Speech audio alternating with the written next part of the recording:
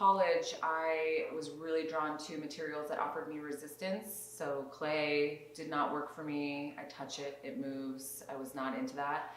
So metals, things that offer tedium and resistance caused me to kind of think differently in my brain and teach me to be a person that I'm not in my normal life, which is patient and deliberate.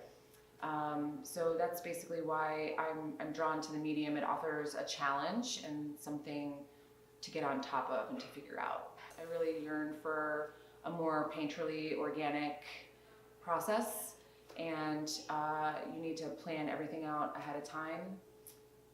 I think, generally speaking though, it's more about keeping a zen in the studio space, being one with the glass and allowing you to feel when you're pushing the medium too hard and really being self-aware in the studio the entire time that you're working with it.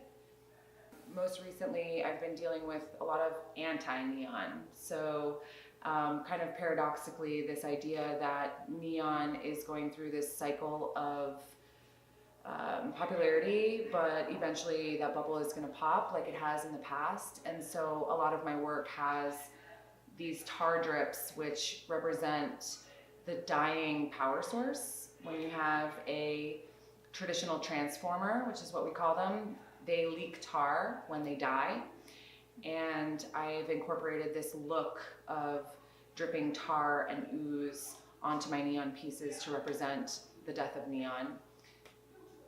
You know, neon's gone through so many cycles of popularity. When it first came out in the 20s, it was super popular. It sort of symbolized wealth. And then the public, I guess, sort of saw it as really seedy, and it lost popularity and it died out. Then it regained popularity again, and it died off slightly when LEDs came out. It nearly devastated the industry. So now with social media, we're seeing a lot of popularity with the medium again, and without an education for or with enthusiasts, it can potentially die off again. And I feel as though the bubble might pop, and I'm sort of emphasizing this oversaturation or overworking of this motor that's been running, and an eventual death of that machine.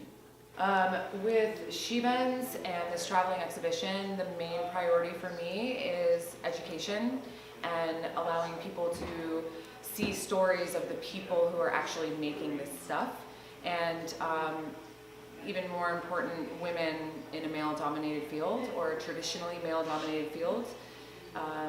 And I think that by showing the work of females in neon, I hope I'm inspiring other young people to get into the medium and showing that it's a lot more accessible than people might have thought in the past. And although neon is so ubiquitous in our world and it's everywhere in almost every city, so many people still don't know a lot about it, and it's all handmade by someone, right? There's so many people behind the curtain, so to speak, and this is kind of bringing them to light and hopefully educating people about how it's made and all of the different types of ways that it can be done. There are a lot of misconceptions about neon. Okay, so first of all, I would say Dan Flavin is not neon. Okay, he is fluorescent tubes. I think a lot of people mislabel neon.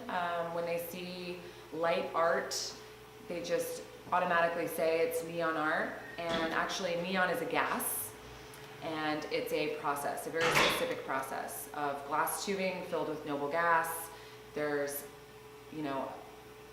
point A and point Z on how to make neon, and anything outside of that does not fall within the category of neon. I think the other misconception is that neon is just a colloquial term for the medium. Not all neon that you see is actually neon. Most of what you see in the world is actually filled with a variety of gases. Most commonly is argon. Neon is, was, and always will be a red-orange gas, and anything other than that is not neon at all.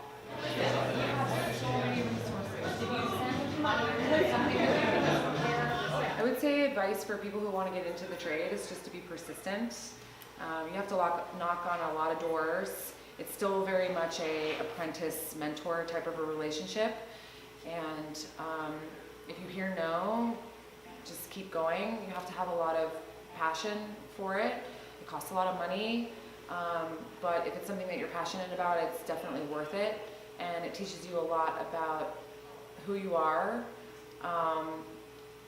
And yeah, just kind of go for it, but do it right. You know, everybody who gets into neon and actually making the thing, what you're doing reflects on everybody else in the industry. And it's important that you're doing things not only that are made well, but that are represented well. Yeah, there's a whole community of people out there that are there to support you.